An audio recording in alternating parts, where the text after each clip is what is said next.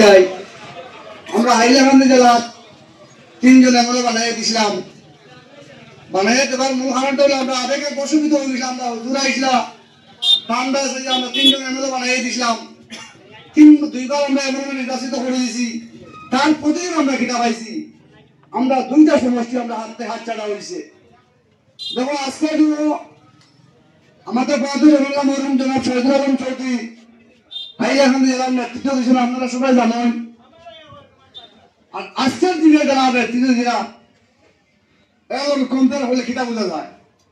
আজকে আমার মুরব্বী চাচা আছেন, আজকে থেকে 20 বছর আগে শিক্ষিত মানুষকে নির্বাচিত করতে হয় এবং কোনো মানুষ শিক্ষিত মানুষের ধারে ভোট দেওয়া হোক। কিন্তু আজকের দিনে শিক্ষা হারটা বাড়ছে, কিন্তু আজকের দিনে অন্য যারা যুবক ভাই অশিক্ষিত মানুষকে নির্বাচিত করি আমরা খানিকা করছি। আজকের দিনে আমরা যুব সমাজ যারা যদি এটা আমরা চিন্তা না করি নেক্সট প্রজন্ম যারা এটা ধ্বংস হইব। ধরো আজকে আমার দিলয় ভাইয়ের সব জিনিস হইয়া গেছেন গিয়া, আমরা আজকে তার নতুন হইয়া আইছি না। বিগত 3 বছর থেকে আমরা ফিজিক্যালি প্রত্যেক জায়গায় আমরা টাচ দেওয়ার চেষ্টা করছি। আমার সুলাম ভাইয়ের লোকের ব্যক্তিগত কোনো লাগা নাই, নিজাম ভাইয়ের লোক লাগা নাই, কিন্তু আমরা জাতির স্বার্থে এলাকার সাথে আমরা বিকল্প চিন্তা করার দরকার আছে। আজকে টেলিভিশন যারা করা হয়েছে ক্যাটাগরি A ক্যাটাগরি এবং B ক্যাটাগরি এবং C ক্যাটাগরি, আমরা যারা মাইনরিটি এলাকাতে একটা গ্রুপে 2000, 3000, 4000 পপুলেশন দিয়ে একটা গ্রুপ বানানো হয়েছে এবং যারা হিন্দু অধ্যুষিত এলাকা তারা 3 থেকে 400 মানুষের তারা গ্রুপ নির্ধারিত করা হয়েছে। এইটা পড়াশুনো হলকে দিত, এই মাঠটা হলকে মার দিত, আমরা মারতাম নেই। আমরা তো যারা নির্বাচিত যারা করছি এরা মাত্র না এটা লাগে। আমরা হাইলাকান্দি জেলার বিভিন্ন দল সংগঠনের প্রতিবাদ করছি, কিন্তু আমরা যারা জনপ্রতিনিধি আসলা তারা উভয়ে বাহবা দিছই, তারা বাহবা দিছই। আজকের দিনে আমি আলগাপুর দেশ থেকে নির্বাচিত হয়ে গ্রুপ মেম্বার হয়েছি 2600 ভোটার। লিডু আপনারা দয়া এবং আসবেন লিডার মধ্যে আমার কুটুমুটি খেয়েছে পুড়ে গেছে, দৌড়াইয়া আপনার রক্ষা পাইছি না। এমন কিছু গেছি কেউ গাড়ি ফোনে মজা হয়েছে না, খানোকে আসিছি যারা ঘরে আমরা ওরা মানুষের কোনো দরকার আছে নাকি। আমার ব্যক্তিগত কোনো ইন্টারেস্ট আছে তাই আমার বাড়ি আছে না, আল্লাহ যত পছন্দ করে দিয়ে ভাই আজকে তাহলে আমার বাড়ি আনছেন না, আমি আমার নিজের স্বেচ্ছায় আইছি। আমরা যুবকের হয়তো বিভিন্ন কন্ট্রোভার্সি থাকতে পারে, কন্ট্রোভার্সি না করি আপনারা সুশিক্ষিত যোগ্যতা মানুষের আমার দরকার আছে না ভাই। আজকে বরাবর মানুষে সবাই বিজনেস করে, সবজি বিজনেস করে, গরু যারা আছে এরা গরুর মতোই তো আপনারা নির্ভরশীল। আজকে গরু বেচতে পারেন না, সুপারি বেচতে পারেন না, সবজি বেচতে পারেন না, এই দুধটা খালি গা হইতাল গিয়া খোয়ার জায়গা নাই।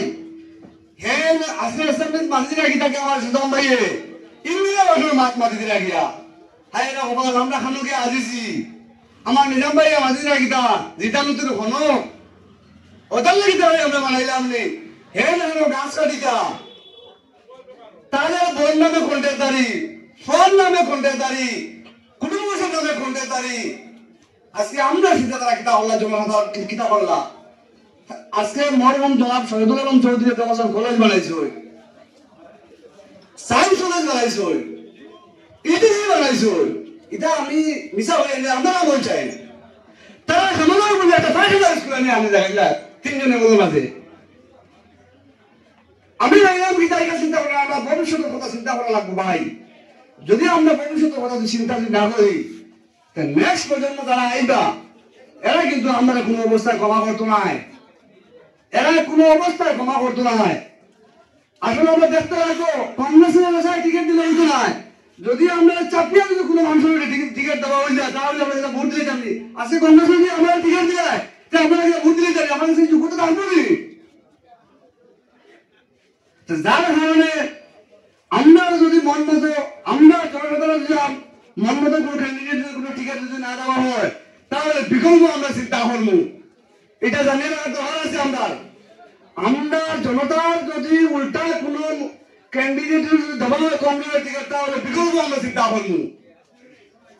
আজকে দিল্লি উচ্চ শিক্ষায় শিক্ষিত এগারো হলে উঠতে নাই তাহলে অনেক কিছু তাহলে জুনে টানলে না করছি তাই সই চাইছি না আমরা তাহলে তাহলে চাকরি দিতে পারছি তার ব্যক্তিগত নাম ইন্টারেস্ট কিতা লাগি হয়তো হয়তো আমার কন্ট্রাক্টারই ভালো লেগেছে না আমার কোনো ইচ্ছা নাই তো আমার কন্ট্রাক্টারের কোনো লাইসেন্স নাই আমি টাকা যদি নেতা হইতাম এই চিন্তা করা আমার নাই কিন্তু আমরা আজকে যে সমস্যা আছে বহুত বড় সমস্যা আছে আমাদের সময় বেশ বক্তব্য দেওয়ার কথা যদি আর সময় থাকে কোন মনে অনেক আবেগ আছে এই বলে আমার বক্তব্য শেষ করলাম জয় হিন্দ ধন্যবাদ।